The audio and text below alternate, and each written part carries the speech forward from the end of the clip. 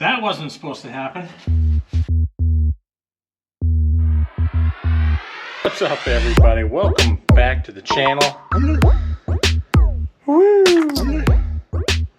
I'm not sure what that was, but it's cold. It could be colder. I've seen a lot of people talking about colder. It's 25 degrees right now where I'm at. We're in the garage at the undisclosed location. We're hanging out with the 1968 Dodge Charger, and we've got some things to do. I'm stealing parts. And actually, I wanted to get this engine out too, take it home with me, and hopefully in the near future get it torn, the front end at least, torn off of it, and we'll start fresh, go through all the basics again, and see if we can't get this thing to run. Hopefully on the upcoming engine run stand. That is the plan. We are stealing the transmission, torque converter, we are stealing the radiator. Not sure what else at the moment. We're going to put those in a duster, and hopefully we have some video coming soon on that, but we do have some work to do there. We'll take you along with us. So I'm getting things jacked up, getting ready to go under and start undoing the necessary things bottom side. So we're getting things all jacked up so I can crawl under there and start undoing things that need to be undone from the bottom. Drain some Kool-Aid, drain some Kool-Aid, coolant. We'll drain some coolant out of there. Some transmission fluid. Well, rest assured, this is going to take me at least 2 days to do. I didn't realize at the undisclosed location there weren't any really heavy-duty jack stands. And as high as I've got this thing up in the back, I do have it on a solid, portion of a ramp in the front, so I don't feel bad about that. But the little 2-ton jack stands in the back, as high as they would have to be, as high as they would have to be raised up, I don't feel good about it. So I have found items to raise it up into the ballpark that I can deal with, and that'll at least help me to be able to get under there and undo some things, and we'll start doing that. But I'll wait till the next time I get over here with an actual sturdy pair of jack stands before I really get crazy and pull the transmission out. We are lurking underneath the Charger at the moment, getting ready to start unbuttoning some things. And I'm not sure we've ever really looked at the floor of this car. I mean, this is a 50-year-old car here, creeping up on 60, and it's really nice underneath. There is one bad spot. It's right here. This is on the driver's side, kind of the left kick panel area. So we need to fix that. A little bit of surface rust on the inside of the rocker, which could become a problem if I don't sort that out. But obviously an undercoated car, it did really well in the winter of Utah. Do have some work on this frame rail. Looks like some bad jacking, I guess you would say. It's pretty bent up there. I'm guessing that's the case. Jack stands placed there since the 60s probably. Similar on the passenger side. Into the rocker area, you're starting to see some surface. We need to get that sorted out. But all in all, a really good floor. The emergency brake cable bracket did come loose at some point in its life. It's still here. But I've had this car since the 90s. I think it was late 94 when I actually bought it. Paid $1,000 for it. It was complete minus a radiator and a distributor. Maybe a carburetor, I can't remember.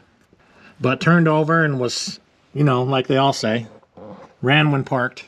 But with the help of my pops, we got a carburetor, distributor, and a radiator in it.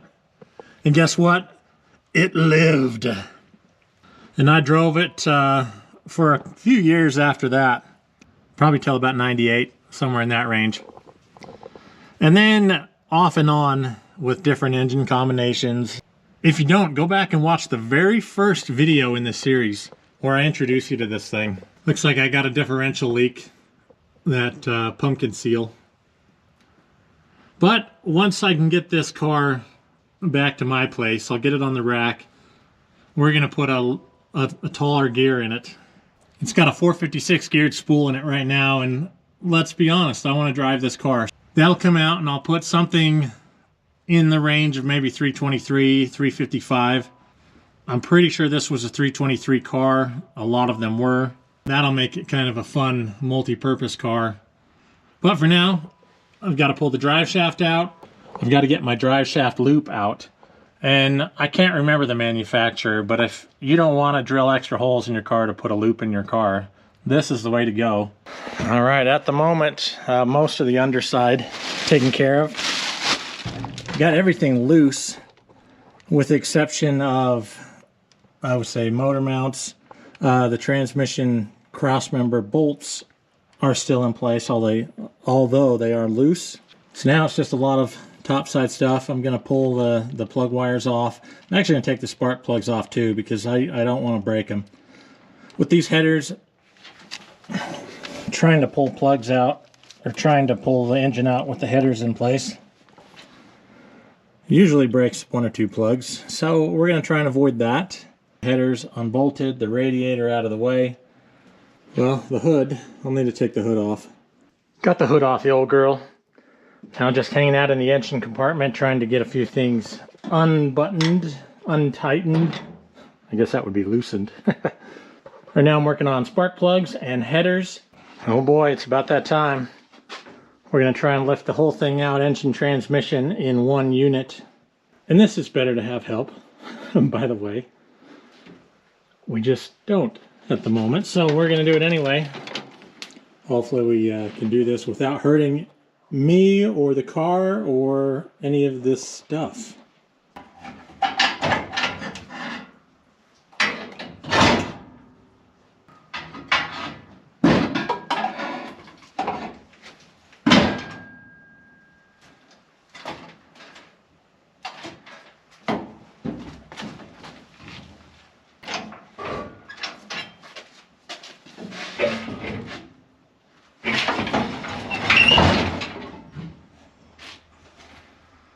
That wasn't supposed to happen.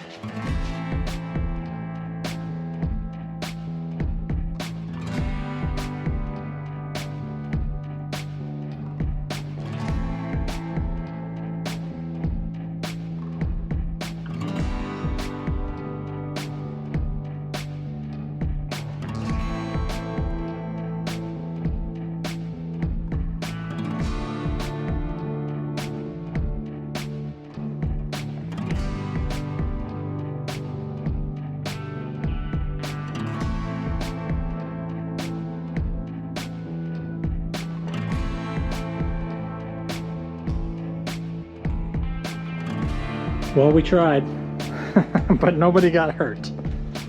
Not on this one. So I'm going to pull the transmission off of this. The transmission's going to come home with me.